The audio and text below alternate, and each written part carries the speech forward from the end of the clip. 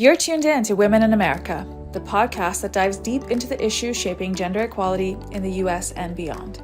Hosted by Pari and Eve, public health professionals by day and content creators by passion, we bring you expert insights and actionable strategies to push the fight for equality forward in today's America. On this episode of Women in America, we're joined by fellow content creator Amanda to connect the dots between the Epstein files, the pro-life movement, and the obliteration of reproductive rights across America. Let's dive in. Hey everybody, I'm here today with my friend Amanda, who I'm really excited for all of you to get to know, and we are just gonna yap a little bit about the current state of affairs, all things Epstein and Medicare and women and, just the good stuff that is our constant barrage of our new normal. Amanda, why don't you go ahead and introduce yourself to the audience? Sure. So I'm Amanda. I'm on social media as Amanda Informed. I talk about politics, all things United States. I live in Florida, so there's no shortage of news coming from there. I'm a very fierce advocate for women and reproductive rights, as well as social justice in general. And I really look forward to having this conversation with you today. We're going to get into some interesting things. Yeah, Amanda and I actually met a couple of weeks ago. We are part of a group chat, which is always super fun. I pause that, Amanda, because I feel like a lot of my episode intros start with, we're in the same group chat. And it's been fun getting to know her as a person. And so I'm actually excited to dive in, even just from like a friendship standpoint. And Amanda and I have both separately online been posting a lot of content about kind of the same things. And so I was hoping today that we would have kind of an intersectional conversation, pulling together many of the news stories that are existing, because I think people are very aware of like one news story and maybe another news story. And what I would love for us to be able to do is like actually paint this like picture of how all of these things are connected. Yeah. So I've been thinking a lot about how we, as in like social media content creators and mainstream media, has been talking a lot about Republicans blocking the release of the Epstein files, and how that has been a big sticking point for even the MAGA Trump base. And I'm curious about your thoughts on like the story has evolved so much from when we first started, right? Like Trump was president previously, he had access to the files before, and then during his second campaign for president, he made the Epstein files this like huge part of his platform, to the extent even that several of his now cabinet members like Pam Bondi and Kash Patel, they really built their careers on the Epstein files, and then came into office in part maybe because of the fervor that they had built around these Epstein files. Right. And then for the 4 months it was like, release the files, release the files, release the files, which as an aside I have to say is kind of funny given that he knew he was in the files the whole time, right? Because he's obviously hung out with Jeffrey Epstein multiple times. And then it came the big day where all of a sudden he was like, wait, there is no client list, and everyone went from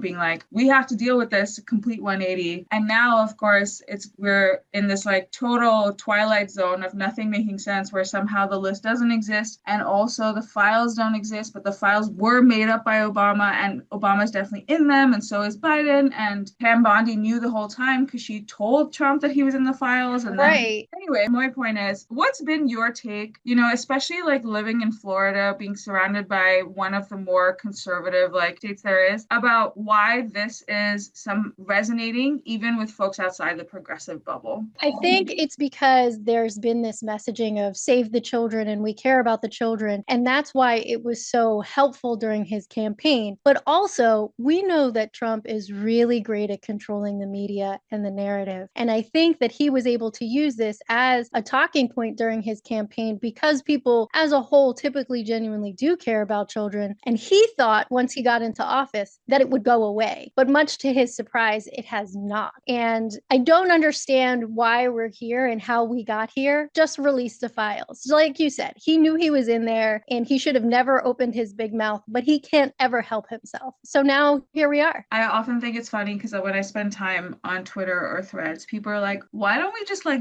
bait him into admitting that he's there? And I'm like, wait, that's a crazy approach. But I'm like, actually, that with him, that could specifically work, So it is. No, I've been saying that, like, tell him he's not rich enough or famous enough to be in the files. Yeah, because you just know his ego will not be able to handle that. So, right. I'm waiting for somebody to do it, and I think it would work. Yeah, I made this like really, tongue-in-cheek post yesterday being like, maybe actually the GOP hasn't been lying this whole time and they've just been deeply misunderstood, because they've been telling us that they love children, just like you said. And we keep responding with like, well, then why are you banning PBS and getting rid of SNAP and getting rid of Medicare? And they're like, no, listen, we love children. And right. didn't understand what they meant by that. But I think you're Right. absolutely right. Like the cracks are breaking because of the fact that this whole crowd who, like, let's be honest, the same people that are rallying for Trump, regardless of what he does, are also the same people who scream about how pro-life they are, right? Even though they're anything but. And I think that this is, even though for frankly, I believe that every action of theirs when it comes to actual children and families and mothers indicates just how not pro-life they are. But I Right. think this is finally the thing that is like making their own cognitive dissonance like finally ping because they're like, wait a second. Well, also pay attention to the conversation too, though, right? So this started out when we started talking about the Epstein files, we were talking about children. But now this conversation has evolved into changing the language from children to young women. And that's intentional. That's intentional to take away from the seriousness of what happened, but also to further devalue women. Absolutely. I saw this post the other day that, like, I have to say, after 3.5 years now of doing content online, there's very little that kind of floors me. And I don't know what that says about our democracy, that's how far my bar has fallen. I'm not sure if you saw the music artist Azalea Banks was like tweeting, and she was like, she literally went from we need to arrest everybody who's in these files to, well, actually, sex with 14-year-old girls is not that bad. And I was like, oh my God, Right. because I jokingly said to a couple of friends like 2 days before that, I'm like, we are 48 hours away from MAGA saying that actually sex with children is quite all right. And I was being totally sarcastic. And turns out that's their exact playbook. And I was like, holy shit. But they So were saying that. They've been saying that at the state level. Like, look at the states who were trying to make child marriage like legal, like mhm. constitutionally legal at the state level. They've been telling us this, but they weren't telling us at the national level. So a lot of people weren't paying attention. But now that the president of the United States, the sitting president of the United States, is involved with sex with children, now people are paying attention. But see, I'm so glad you brought up child marriage because that is like one of the classic examples of what I mean when I say that like people who scream about how they're pro-life are in fact anything but. Like, I don't think people know this, but as recently as 2023, 42 states had legalized child marriage in some form or fashion, right? 2 years later, there was a movement, I think in late 2023, to abolish several of those laws. But now, 2 years later, 32 states still have some semblance of a child marriage law that is legal. Like it legalizes marriage to essentially children. Yeah. And we need to contend with that seriously as a country because what I think is strange, and maybe this is like I need to suspend logic when I'm talking about this stuff, but if I tell conservative Republicans, hey, the majority of states in the US have legal child marriage, that for some reason does not seem to bother them as much as this does. I think the way that I am able to depart from the conversation is like, to me, it's like part and parcel of the larger puzzle, right? Which is that you don't actually give a fuck about children. In fact, not only do you not give a fuck, you actually think that certain like vulnerable populations should be utilized in certain ways, whether it's for marriage or for child labor, because that's another thing that's happening is that several Republican states are attempting to legalize child labor again. Yeah, yeah. But think about that, right? So the child labor stuff would mostly impact the men or the boys, rather, boys. But all of this other stuff, like people have, from what I've seen in the Pulse in Florida, care more about the child labor laws than they do about child marriage and things like that. Why? Because child marriage is going to impact girls. Right. Who will eventually become women. And again, that draws back to the same conversation. We don't give a shit about women. We don't give a shit about girls. And so it's not going to be as big of a deal for them. They're like, whatever, it's the girls. Who cares? Yeah. Because we see that in legislation all the time. We see that in reproductive rights. I think you absolutely nailed it. One of the worst parts of our society is how we treat women and girls, right? And for folks not familiar with this, I worked in international development for several years in my career. It is universally established, and when I say universally, I mean like by global agencies that have buy-in from the majority of countries in the world, that the level of development in a country is measured by the way that that country treats its women and girls,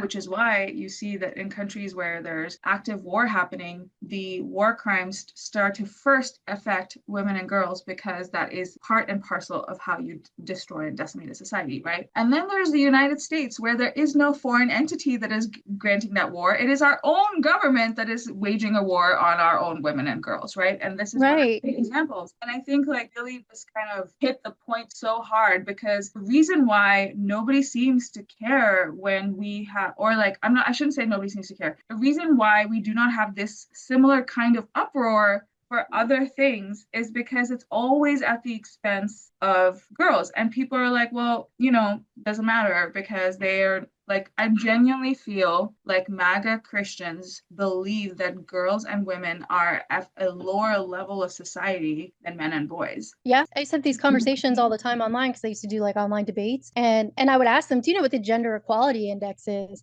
And they're like, "No, I have no idea." I said, "So if you were to say like, just take a guess, where do you think the United States would be on this list of gender equality?" And they would say top 5, top 3, top 10. No, the United States, the last I checked, the gender equality index was at 23. Like that's a really big indicator of how poor our country is doing. We're supposed to be such a great nation. Why are we 23 on the gender equality index? And that may have even changed since the last time I checked that. Yeah. So I think another part which really highlights this, right, is that there's laws and policies that exist that come at the detriment of women and girls. Like, for example, the child labor, the child marriage, the fact that we have completely normalized pedophilia at this point. I think it's crazy for me to suggest right now that like, oh, we'll reach a point where like this is actually part of our law. But let's be honest, let's think about how far we've fallen in the last 6 months alone. I have reached like at least this emotional understanding that 2 years from now, I might not even recognize what the United States is anymore, like if we keep going on the current trajectory. So, but the point I was getting at was that there are laws that in my mind make sense from the perspective of someone who is desperately trying to turn women into second-class citizens. Like if you get rid of abortion access, if you get rid of miscarriage protection, or if you legalize child marriage, if you make it harder for women to vote, if you make it harder for women to work, all of this stuff, they're taking away like protections for mothers in the workplace. They're taking away disability protections for folks who leave in order to like sustain their pregnancies and so on. They're essentially creating an environment where women are reduced to be able to only do one thing, which is being barefoot and pregnant, right? Yeah. And that to me makes sense. What I think is like even their own policies start to fall apart in their realm of what they think women should be is when they also make it impossible and in fact deadly for women to do the one thing that they want women to do, right? Right. In their reality, and I'm not making this up, like this is all laid out in Project 2025, which at this point we have all established is the playbook that the White House is using to run this administration. And you likely know this, but in Project 2025, it lays out all of these multiple acts that they think that Congress should take, or frankly, bypassing Congress that the president should take to say that women are now experiencing a different level of freedom in society than they did previously. As an example, Project 2025 specifically lays out that they should revisit the Equal Credit Opportunity Act, which is the act that allows women to have their own credit cards and bank accounts, right? Mm-hmm. Haven't reached the point where they're fully revisiting it yet, but in the first 6 months of his presidency, Trump has already released an executive order saying that that Equal Credit Opportunity Act is not sound. So in my mind, he's building the foundation to go after it. Anyway, what I'm saying is in Project 2025, they also say we have to criminalize IVF. We have to make it so that there's no emergency care for miscarriages. Now that is like, okay, you are wanting women to be barefoot and pregnant, like just be frank about what you want, but then you're also making it hard for women to do the one thing that you want them to do. So I often wonder from the perspective of like someone who's in the world of reproductive health every day, whether folks on the outside are seeing this. Like, what do you think is the ecosystem that they're building? I think part of that we're actually starting to see now too because of Trump's campaign. And this has recently come like as part of the larger national news cycle is that during his campaign, he campaigned on IVF would be covered for everybody. And now there's not a word about it. And so I think that you're right. He laid that groundwork by enticing people to vote for him because this is something that they wanted. But now it's no longer an issue. It's no longer being addressed. And it's so weird to me that we've gone from caring about women and all of these things and providing these things for women to the exact opposite. And it's happened a lot in the last 6 months, especially, but I'm really curious as to how it's going to play out in the next, 3.5 years. I think that Project 2025 is the plot and that's where we're going to end up, but how do we stop it? Absolutely. In fact, in the last 24 hours, the White House put out a statement that they are no longer able to do the protection for IVF that he had specified. And of course, they buried that news issues by distracting with other things. But I think Trump is like the absolute champion of creating a problem that doesn't exist so that he can then pretend like he solved it, right? Yeah, he is. And that's exactly what he did with IVF. Like the Alabama State Supreme Court, I think it was 2 years ago, went rogue and overnight passed legislation that said that IVF can be criminalized, which means that if you have, well, they didn't say that. They said an embryo is a person. The implication of which is that IVF can be criminalized. And for the first time, at least in my entire career in reproductive rights in the United States, which has been long, about 15 years now, I saw white Christian conservative women stand with the same people who have been standing for, abortion access. Because for the first time, they were like, wait a minute, now this affects us, right? Right. It actually, in truth, it affected them the whole time because, I used to work for a very well-known reproductive health clinic, a big one. And we used to open after hours secretly for the same people who were advocating against us in Congress,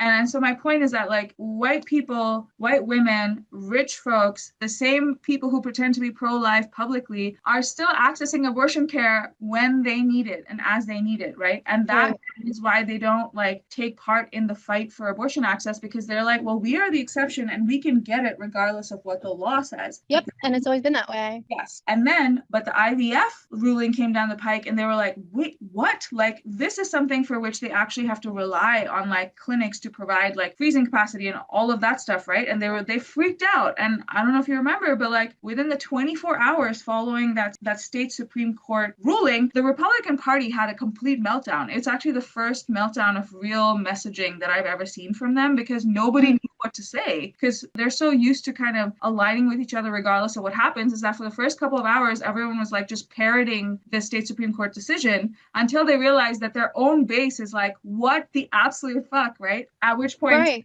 the statement being like, I will be the fertilization president, which is like so disgusting if you think about it. Oh, and yeah. The entire thing was a farce. Well, I mean, we've had these conversations, well, not you and I personally, but we have these conversations in the social media realm and with friends and people who are paying attention to legislation, that this is an issue, that this messaging is an issue with the Democratic Party and with people as a whole. That we have said when we learned about Project 2025, these things were coming, that this is what was happening, but we were told that, oh no, that's not what's going to happen. Oh, that's not what it means. Project 2025 isn't real. But just as you said, until it starts happening to these people directly, they don't care. But once it starts happening to them directly, it's already too late because now they have the state Supreme Court ruling. What are they going to do now? They're going to look to the people who've been telling them this is what is the problem, this is what is going to happen, to try and help them and save that. But I don't honestly know a path forward because we've gotten to the point where women and children, teenagers, are dying because they're being denied the access to medical care that they need, not even necessarily abortion care, which is health care, but they're not even being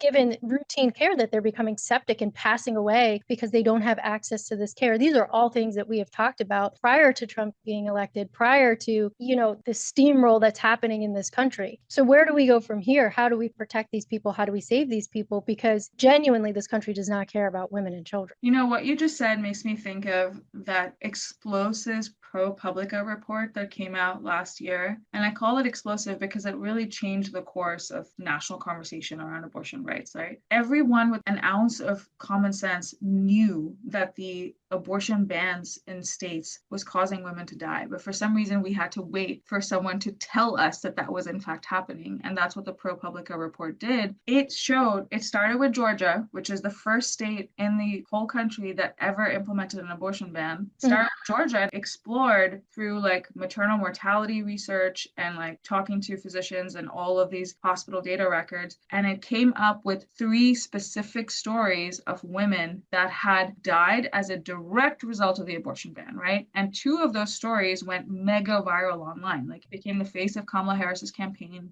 Trump talked about them in a way that was dismissive of the results. But we are talking about like Amber Thurman and Candy Miller. Yeah. And these women were actively denied care when that they needed very early on in their pregnancies, because Georgia has a 6-week ban on any abortion care. And because the doctors here are so worried about what the legal liability will be, they refuse to provide care that should have been standard care in, frankly, any other country, or even it used to be standard care in the US prior to these bans. Right. They waited until both of these women were like literally on the absolute cliff to provide them care, at which point it was too late. And in at least one of those cases, the people who passed away already had existing children. So this is what I mean, is like nothing about our system is actually pro-life or pro-child or pro-mother, right? It's so detrimental and disturbing. But the reason I bring that up is because it's escaping me in which case, but in one of those women's cases, either in Amber or Candy, their family explicitly told the media that they were pro-life before that happened. And, you know, that they had known about the ban coming into Georgia. And then they were like, but we didn't think it would apply to this scenario. And,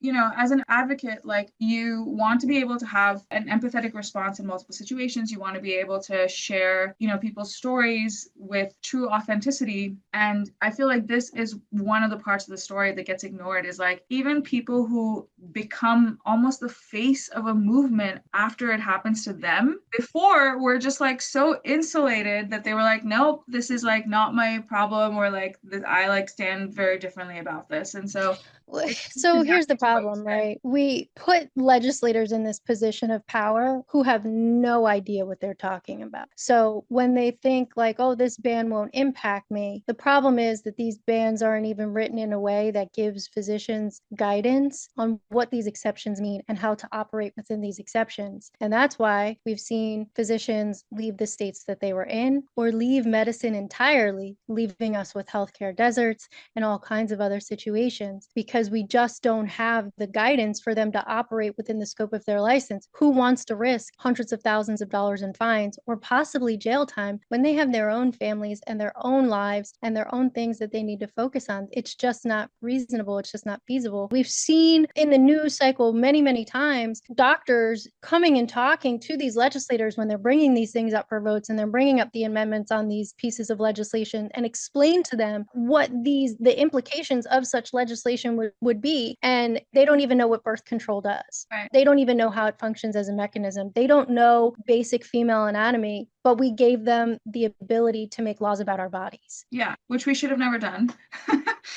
Right. It just gets me thinking, you know, it's like, I do agree with you, is that like, at no point in my career have I ever thought about it from the perspective of like, oh, the doctor is doing something wrong here. Having said that, I do think we have to contend with the fact as a country that we have one of the worst maternal mortality rates among developed nations. We do. And if you stratify that by race, it's even worse. Like, if you take the maternal mortality rate for just Black women in the United States, it is equivalent to some war-torn East African countries. And I think that for a country that likes to tout itself as the greatest country in the world is beyond shameful. And that has a tremendous amount to do with policy. But I'm going to be the person in the room who's like takes this stand. I also think a lot of it has to do with capitulation from like our massive organizations and healthcare agencies. Like, for example, we've all heard about the horrendous case recently at Emory University, also in Georgia, because Georgia is just like Georgia's great for reproductive rights. Yeah. They're the best. But there was a woman who was declared brain dead because she was experiencing an aneurysm, and she went and sought care for that brain aneurysm, which at the time, of course, she didn't know was an aneurysm. And she was 8 weeks pregnant at the time. She went to Emory. They were kind of dismissive of her needs, sent her home, and the next day she started experiencing, she was having difficulty breathing while she was sleeping. She and her boyfriend rushed to the ER, but she never even made it. She died on the way. And then Emory University chose to abide by their interpretation of the Georgia law and kept her body on life support the rest of her pregnancy in order to sustain a fetus. At the time was just an embryo, but a fetus that we have no clue will survive or not. And I think that case opened up an entire new universe of like, if you're willing to do this with women's bodies, then you're willing to do anything. Like truly you're treating women like incubators, right? And I have to say that while every publicly facing post I made was fully, lambasting Governor Kemp and all of the lawmakers in Georgia and also this entire administration, which I like to call a regime, for the fact that they allowed this to happen. And then the audacity of the State Department of Georgia to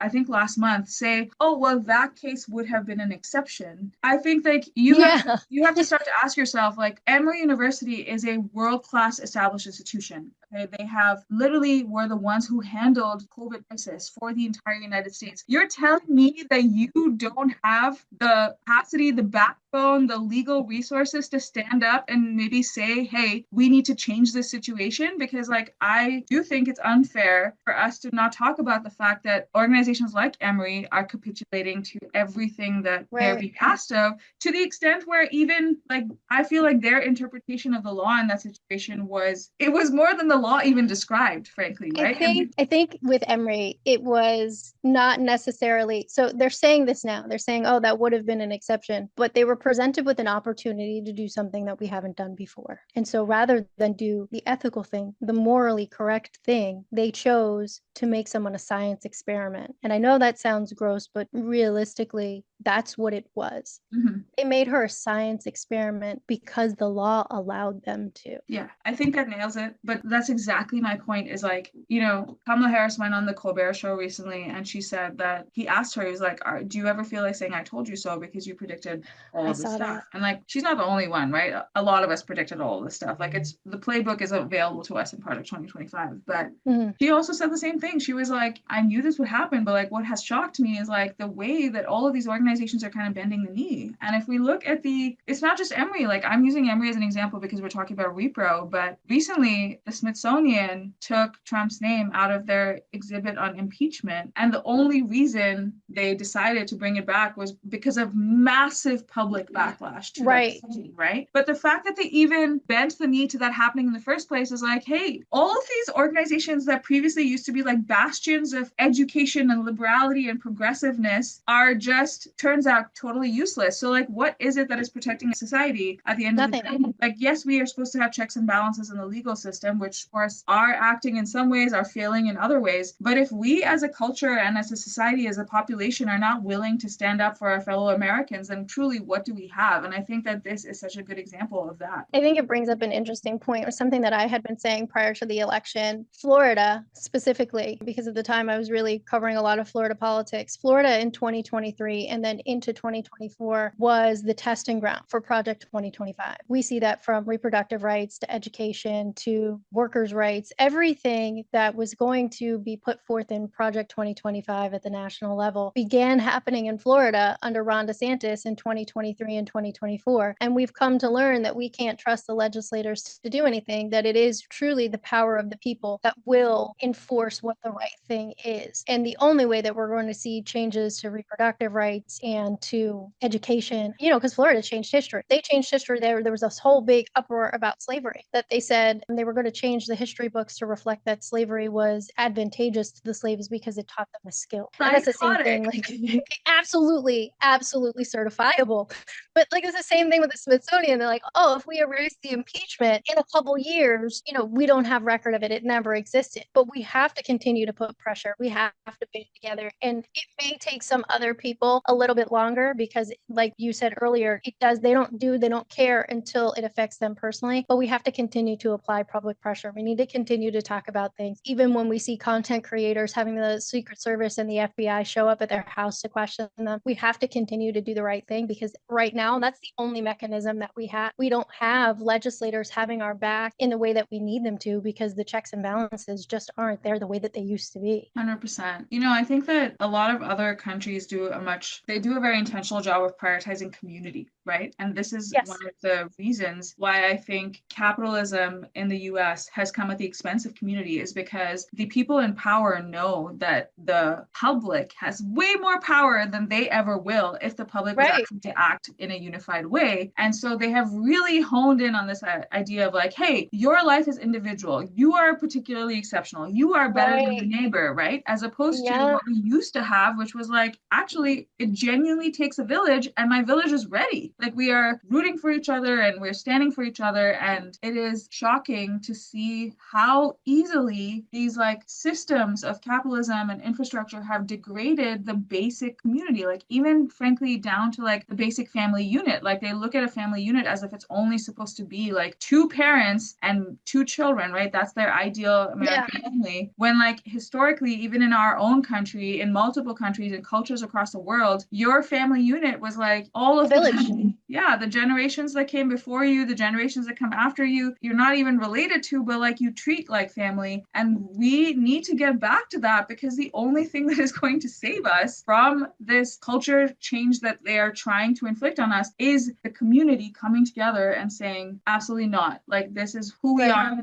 We are more powerful than you. You actually work for us, because truly, let's all remind ourselves that our government officials work for us. We are their bosses, Right. despite how they might behave. And we need to step up and say, enough, And in fact, even we're going to undo a whole bunch of stuff that you've already done, because it's been too. I mean, you're exactly right. The United States has fostered this culture of rugged individualism, and they've done it not only, socially, but they've done it through legislation as well. Like they've made it even harder to have multi-generational family homes as we used to have. But when we look to other countries and we see places like France, it takes 3.5% of the population. But whenever something happens that we don't like, one of the things that I say is we need to go full France, because even if it doesn't impact individuals, the French, they take to the streets. They were defecating in the river. They were dumping manure in front of people's homes and offices. The French don't care, because they know this is our house. This is our home. And you are not going to decimate our home. I have friends who live in Europe now full time, and they talk about, just as from a lens from the outside, of how people are reflecting onto the United States and saying, like, what is happening? Like, you guys know better than this. And they don't understand that we don't have that community that they have. We don't have that we take to the streets together.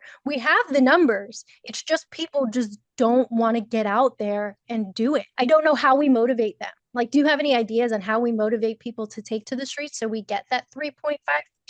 How do we get people out there? Because we could do it. We could stop this. The people do have the power. But how do we motivate enough people to get out there? I am so grateful for you bringing in the power of the people piece, because even for someone like myself who is pretty activated around this, man, it can get so mentally and emotionally exhausting to just constantly be dealing with a barrage of bad news. Like, I often feel like I get bogged down, even from like an inspiration and creativity perspective, when I'm like, oh my God, there's another bad headline and another bad headline and another bad headline. Yeah. So I'm really actually kind of uplifted by the fact that you're talking about the 3.5% movement. For folks who are unfamiliar, the 3.5% movement stems from this research that has been done that has said that across global populations, the amount of people in a population that you need in order to create real change is only 3.5%. So only 3.5% of your entire country needs to be mobilized and active to generate change, right? And Amanda, to answer your question, one, I actually feel like it's happening already. Like if we look at what's going on in Texas, Greg Abbott is trying to gerrymander the entire state, one, to make sure that the Democrats lose their seats, and two, also to distract once again from the Epstein files. But people are in the streets, like people are saying no. And I actually just spoke with an on-the-ground organizer yesterday, and he was sharing with me that people who voted for Trump, like he's been doing a lot of door knocking in different neighborhoods, people who voted for Trump are really pissed off about this thing, because they're like, well, they're doing it out of cycle. Like it's not supposed to happen until 2031. They're clumping in like small towns with giant cities, making sure that like people's voices are genuinely unheard, right? So the undercurrent of change has begun. We need to do a better job of like allowing that undercurrent to really like rise to the surface by like deciding like that we've had enough, and like really taking to the streets. Because the thing is, historically, nobody does revolution like the French, right? Like absolutely, you're right. But I think unfortunately with American culture, we almost have to go like hungry before we're like willing to stand up and say, no. And Yeah. we need to realize that Trump is putting the writing on the wall for us to see. And these last 6 months have been a strong like nosedive into fascism. And if we don't stop that plane right now, there will be no coming back from it, right? So I think we need to understand that like our moment is now. Our power is perpetual and frankly much larger than we realize. Like think about the number of instances we've seen over the last 6 months where the power of the people has made a difference. Target boycott led them to change their entire DI practice. The public backlash for the Smithsonian is now they're putting him back into the impeachment display. And it's escaping me right now, but there are actually multiple examples of this happening. And we're seeing this backlash rise online to multiple things. But I think at some point we are going to need to take that and create real tangible demands for change. So I do think it's possible. I think we all have a role to play here. And I feel like the more people that stand up and say absolutely not, the more power we bring to the table. And that's something that I've said to people when I talk about protesting. When I can get out there, because my work schedule is that of a crazy healthcare worker, but when I can get out there and I can get to protests, I tell people like, listen, I've met some amazing people, and that community that you're searching for, you're not going to find it outside of online unless you get outside. Go to a protest. Obviously, be safe about the way that you go to a protest. If you can go with someone, go with someone. If you can't, make sure that you tell someone where you are, what you're wearing, all of those things so someone can keep track of you. But you will find such a sense of community and such like-minded people that you will build friendships to last a lifetime. Plus, you're contributing and being part of that 3.5%. But staying home does nothing. You have to put boots on the ground. You have to be a part of the movement in some way. You have to show up. Absolutely. And even on between protest days, people can protest in more than just one way, right? You can protest with your dollar just as effectively as you can. It's like every one of us has the capacity to spend money where we choose to spend it, right? And so now it's like there's a lot of conversation happening online about companies' public stances. For example, like recently in the news, we've been hearing a lot about American Eagle and how they're normalizing eugenics. And I know that I, for one, not that I have shopped there, frankly, in like 20 years. They have the best jeans, and now I won't give them a single dollar. I think that in itself is a powerful move. Like people can make protest choices with so much more than just their physical bodies. Like you absolutely should have boots on the ground, but your dollars are also like wildly like powerful especially in an economy like ours that is super driven by consumer spending, right? And so, but that's part of being out there and being involved. Yes. And people don't realize that. It's great to make posts on social media and it's great to use your voice, but you have to do more than that. And protesting with your wallet is a form of protest. It is a form of being actively engaged in what is happening in our society and actively part of being the change. Absolutely. So, I don't shop at Target anymore. I will not be shopping at American Eagle. We're iffy on what Dunkin' Donuts did, and I will be very sad if I can't have my Dunkin', but so be it. If that's what it is, that's what it is. I'm not going to take part in companies doing awful things to people and advocating for awful things. But you're right.